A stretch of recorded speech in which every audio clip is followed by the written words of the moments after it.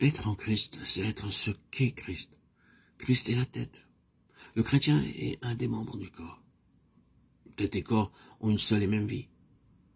Le sang est la vie du corps. Le sang qui est en ce moment dans ma tête sera bientôt dans mon bras. C'est le même sang. Ainsi, la même vie anime Christ dans les lieux célestes et le chrétien sur la terre. Tel il est, tel nous sommes aussi dans ce monde. Sans cela que l'amour est parfait en nous, afin que nous ayons de l'assurance au jour du jugement. 1 Jean 4,17.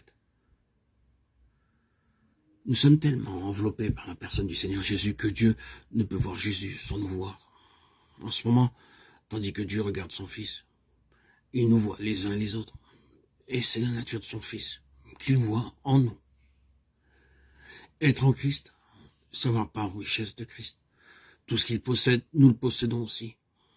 Toutes les bénédictions spirituelles, la joie, la paix, la victoire, la puissance, la sainteté sont à nous en Christ dès cet instant. Si nous sommes les enfants de Dieu, nous sommes ses héritiers et co-héritiers avec Christ, de sorte que tout ce que le Père a donné au Fils, le Fils le partage avec nous. Béni soit Dieu le Père de notre Seigneur Jésus-Christ, qui nous a bénis de toutes sortes de bénédictions spirituelles dans les lieux célestes en Christ. Éphésiens 1:3. Lui, qui n'a point épargné son propre Fils, mais qui l'a livré pour nous tous. Comment ne nous donnera-t-il pas aussi toutes choses avec lui? Romains 8:32. Croyez-vous qu'au point de vue spirituel, vous êtes millionnaire? Vivez-vous comme si vous l'étiez? Peut-être connaissez-vous des millionnaires tout en eux révèlent qu'ils sont riches. Vivez-vous de telle sorte que tous ceux qui vous voient envient vos richesses spirituelles? La plupart d'entre nous vivent au point de vue spirituel comme des miséreux. Quand le Saint-Esprit a créé dans le croyant une nature nouvelle, il a rendu possible une union vivante et organique entre le chrétien et Christ. Christ et le chrétien sont éternellement un. Qu'est-ce donc que d'être chrétien? Savoir en nous la présence réelle et la puissance du Christ glorifié. J'ai été crucifié avec Christ, et je vis. Ce n'est plus moi qui vis, mais c'est Christ qui vit en moi. Si je vis maintenant dans la chair, je vis dans la foi au Fils de Dieu, qui m'a aimé et qui s'est donné lui-même pour moi.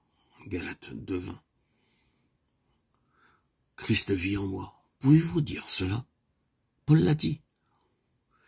Mais remarquez l'ordre de ces paroles. D'abord, j'ai été crucifié avec Christ. Puis, Christ vit en moi. C'est sur un trône dont le moi a été chassé que le Christ veut monter. Être chrétien, c'est faire de Christ le centre de sa vie. À tel point qu'on puisse dire avec Paul, pour moi vivre, c'est Christ. Cela implique que Christ vit aussi réellement en vous, là où vous êtes maintenant, qu'il a vécu à Capharnaüm ou à Cana. En est-il ainsi pour vous?